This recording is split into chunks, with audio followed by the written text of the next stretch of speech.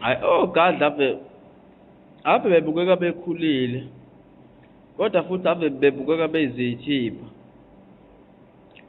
Ugadla ukhulile ukuthi engalandela ezemnothweni ngaleya ndlela nokufuna udumo njengento engenamsebenzi. Ngiqeda kubuka ipromo yakhe lapho kuGezani la kaBhimba khona.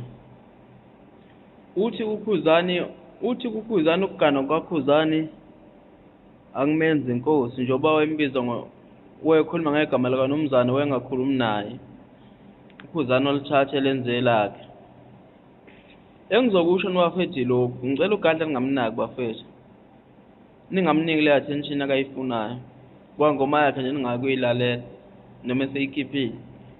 Ngoba selokhu afika nje emculweni uno 10 viewers uhlulwa yimina ngumlandeli nge-YouTube channel yami. Ngoba ufuna khona ukuthi abantu bamphendule kabi bese ethola ukunakeka. Uyambona uKhuzani uhloniphekile, uphumile empini kaMaskandi. So izinto eziningi uKhuzani uyiqhelelanise kakhulu nazo. Uyihlonipha futhi. So manje uGadla ufuna ukuba segemini nomuntu angayena intanga yakhe. Yabo? Ngokuthi uphila nomuntu wayembanga kaKhuzani naye lo muntu oseyishonele phansi. So uGadla ufana nendoda, ufana nengane ethi zela indoda iphinde bese sithenjini naye.